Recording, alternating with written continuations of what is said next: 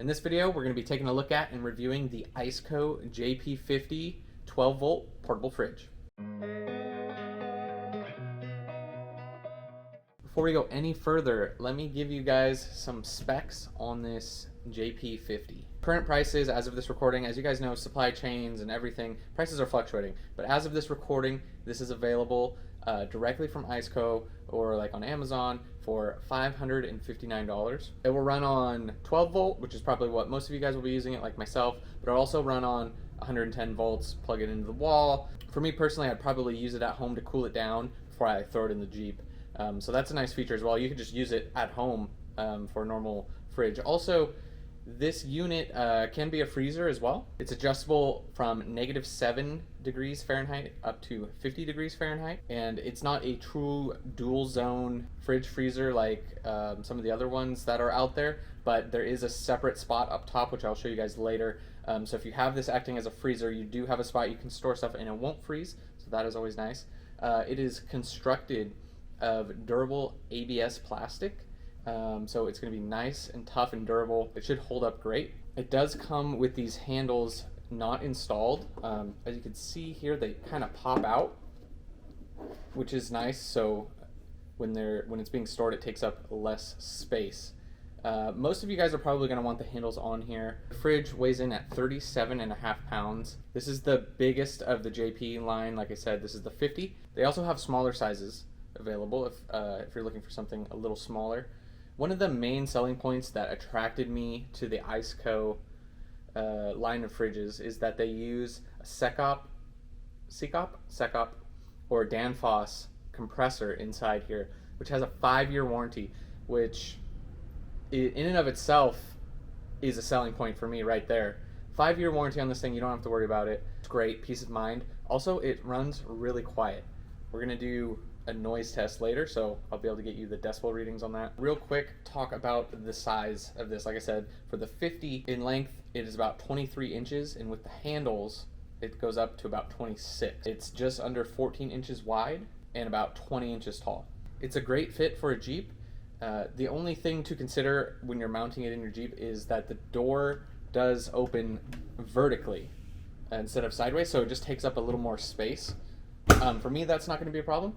But just keep that in mind that this is going to fit for your application. Like I said, they do have smaller sizes. Like most 12-volt fridges, this does have a max and an eco mode, and they are claiming that in the eco mode, this will run on as little as 33 watts, which if you're going to be running this off of a battery, a solar generator or something like I'm going to be, that's going to be huge because that's going to let you run it for a long time. And we're going to test that, make sure that this thing is really pulling as little power as what they are claiming. It also has a 3-stage dynamic battery protection, so you can set that to different voltages to protect your battery. So if you're running this off of your vehicle, you don't have to worry about not being able to start it up. So that's super nice. You're going to be loading this thing up with 12-ounce cans.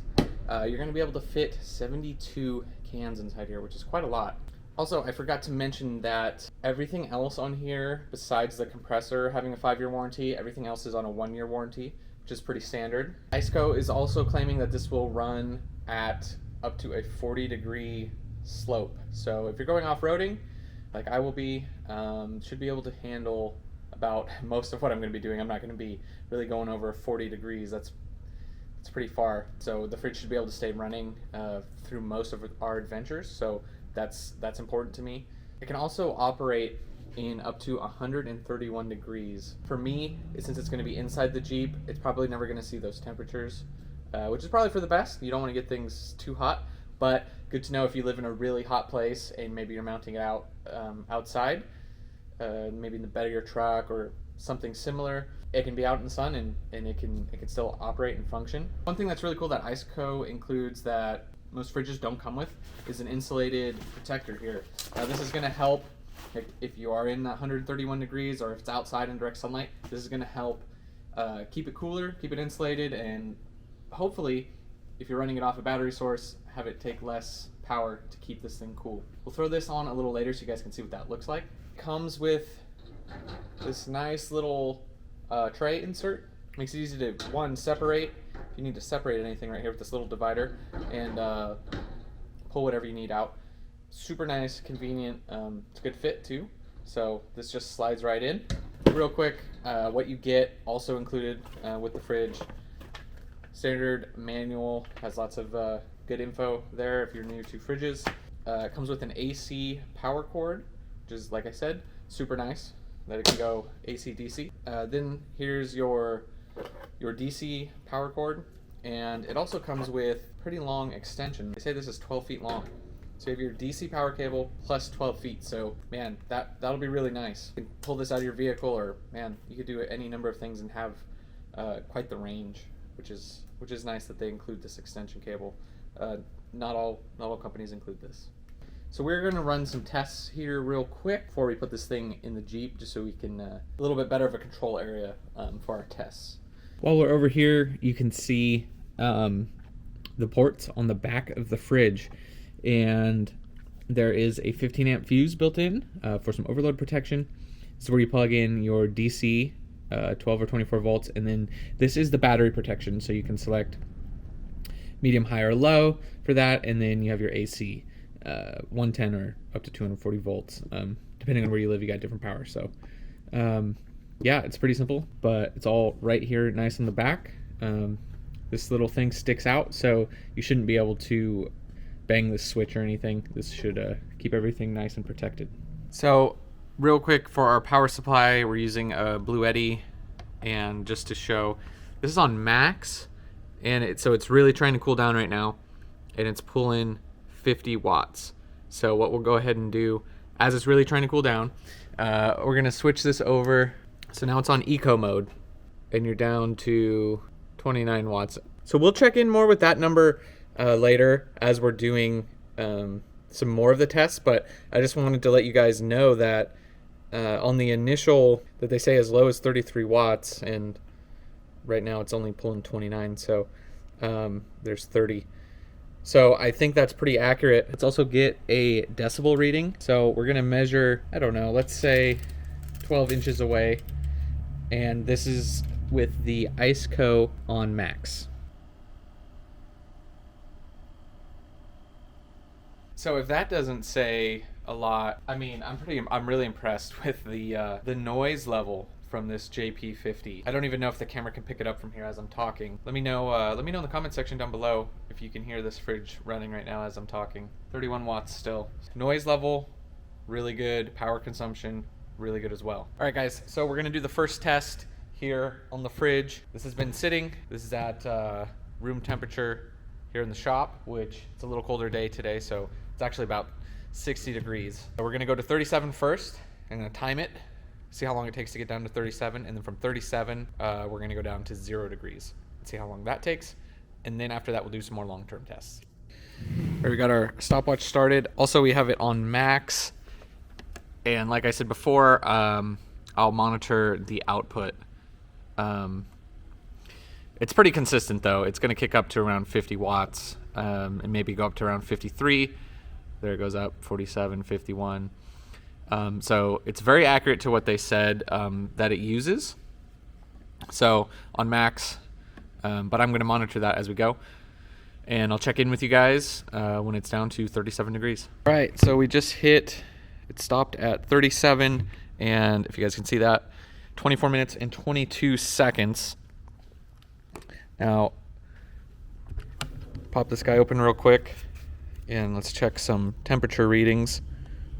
The bottom actually says 26. So this side says 14, 15. This side, 13. This side's reading 12. The bottom in here is warmer, 55, 54. But this inner wall's at like 40. So obviously this compartment's gonna be warmer than this. That's kind of how it's supposed to go. Take this down to 0 and start our stopwatch again and see how long it takes to go the rest of the way. So now it's set to 0, just kick back on. So we'll start that. It actually, a lot of the time during that first test, it was hovering around 41 to 43 watts. So actually using less than what it it says it's supposed to use in max. So I would imagine that going down to 0, it's going to kick back up. As you can see, 53 watts. Looks like it's tapping out at. This thing is so quiet, I really have to pay attention and be ready to stop the stopwatch. Make sure I kick it off, stop it at the right time, because this is so quiet. I'll check back in with you guys when we're at 0 degrees. All right, so there you guys see the time. 1 hour, 1 minute, and 22 seconds total to go down to 0 degrees. As you can see, it's off, not pulling any power. Use the temp gun here and see what is. Whew, yeah, that is cold. Sides say we got -8, -7. Bottom's at about, oh, it's fluctuating, I don't know, 5 degrees. -7 on the sides, -2 on this side. That one's -10. Then in this cubby over here, we are at 37 degrees, 38 degrees. So if you're using this as the freezer, stuff over here will not freeze. So that is good to know.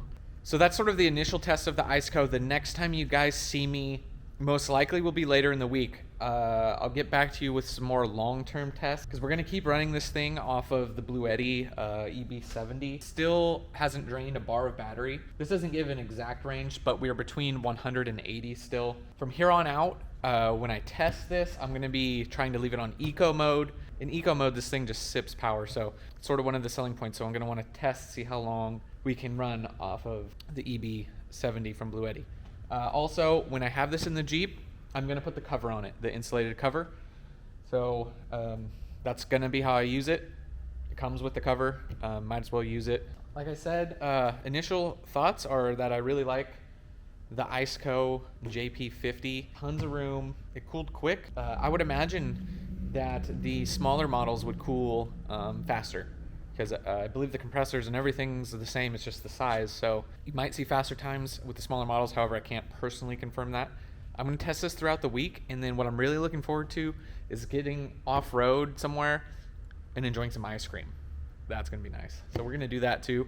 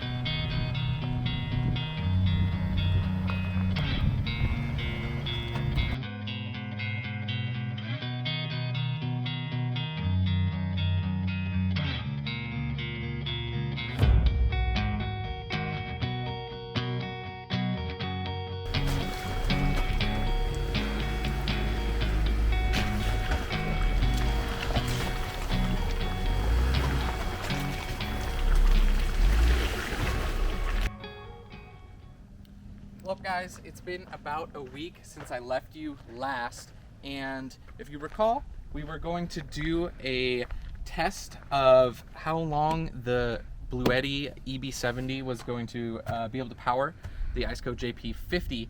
I believe we had it set at 37 degrees. I had this thing in the truck, and I was able to get over 75 hours of runtime on the fridge, and that includes, as you guys saw, with the Bluetti taking it down to 37 and then 0 degrees, and then running it from that point on. So it was like 75 hours and 20 minutes-ish, give or take a little. So very impressed with how long it was able to run as a fridge. And we saw 2 snakes out on the trail getting here. One was too quick, we didn't catch it on film, but you saw that rattlesnake, super cool to see. Made sure to keep our distance. But there's nothing better than being out here enjoying nature, except there might be one thing that's better. Being out here and enjoying nature with ice cream. Also, I just wanted to show you guys, while this thing has been running, it's at 1 degree currently. Have it set to 0. It fluctuates from like 3 to like -1. That's when it kicks on. But we had a water up here in the other compartment. I just wanted to show you guys that although it's not a true dual zone, this section was frozen the whole time. The water didn't freeze. What would you do for Clinic Bar? Attend your high school reunion wearing your old prom outfit? I don't know if I would do that, but I drive out into the middle of nowhere with a portable freezer to enjoy one. Oh, that was good. Something I've always wanted to do since I first saw, excuse me, I'm gonna talk with my mouth full.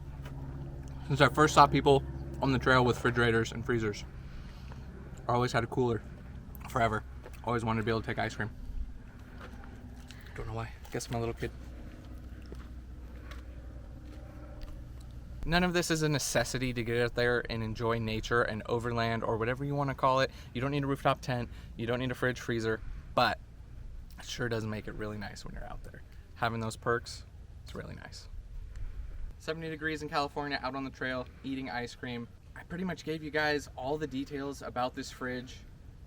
I really think that it's a great middle of the road fridge. It's not the cheapest, it's not the most expensive, it's right there in the middle at that $550 price range. 5-year warranty on the compressor. Really happy overall with all of the aspects of the fridge. Hopefully by the end of this video, you guys will be able to maybe make a decision on whether the Iceco JP50 or other JP fridges is right for you. And if you have any questions about the fridge or anything related to it, let me know in the comments section down below. I'll do my best that I can to answer any questions that you might have. And also, while you're there, why don't you hit that subscribe button? Because if you made it this far in the video and you're not already subscribed, you obviously enjoy the content, so that would do me a huge favor. I greatly appreciate it. And that's gonna do it for this one, guys. Thank you so much for watching, and as always, I'll see you guys in the next one.